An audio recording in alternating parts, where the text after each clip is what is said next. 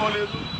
ప్రభుత్వానికి అనుకూలంగా వ్యతిరేకంగా ఉన్నా కూడా బాబు జగజీవన్ ఏనాడు ఓటమి ఎరగలేదు.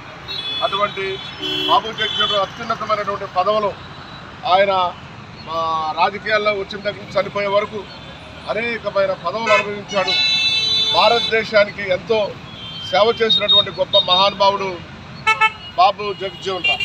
అటువంటి బాబు జగజీవన్ రావుకి నివాళులు అర్పించడానికి మనందరం ఇక్కడికి వచ్చాము. సంతోషం. ఎందుకంటే చాలామంది ఉన్నారు రాజకీయాలప్పుడు ఎన్నికల్లో నాయకుల పక్కన పరిగెత్తుకొచ్చి దండలేస్తారు. మిగతా అప్పుడు ఎవడు దారి ఆడితే ఎవడు కనబడతారు. కాబట్టి బాబు జగజీవన్ రావు గారిని ఎక్కువగా ఇక్కడ ఆంధ్రప్రదేశ్లో పరిచయం చేసినటువంటి వాడు బహిరంగ సభలో మొట్టమొదటిగా ఎన్టీ రామారావు. విజయవాడ మహానాడు బహిరంగ సభలో ఆయన మేనకా గాంధీ ఇంకా నేషనల్ లీడర్లు చాలామందిని తీసుకొచ్చి బాబు జగజీవన్ రావు చేయబట్టుకొని చెయ్యెత్తి దళిత వర్గాలందరూ కూడా ఖచ్చితంగా నేను న్యాయం చేస్తాను, కావలసినన్ని రాజకీయ పదవులు ఇస్తాను, సీట్లు ఇస్తాను, మిమ్మల్ని అందరూ అధికారులు కూర్చోబెడతానని చెప్పినటువంటి మహానుభావుడు ఎన్టీ రామారావు. కాబట్టి అటువంటి మహానుభావుడు ఎన్టీ రామారావు గారు కూడా మరి అనేకమైనటువంటి రాజకీయ పదవులు ఇచ్చి వాళ్ళందరూ కూడా అందలం ఎక్కించారు.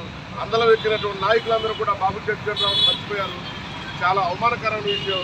అటువంటి నాయకులందరినీ కూడా కనువిప్పగలిగేలా మనం పెద్ద ఎత్తున ఇక్కడ బాబు జగజీవన్ రావు గారి కార్యక్రమాన్ని తీసుకొని ఇక్కడ బాబు జగజీవన్ రావు గారి విగ్రహ అభివృద్ధి కోసం తీసుకోవాల్సినటువంటి కార్యక్రమాలు కూడా దళిత జాగృతి సేన వాళ్ళు తీసుకోవాల్సిందిగా మేమందరం తెలియజేస్తూ ఈ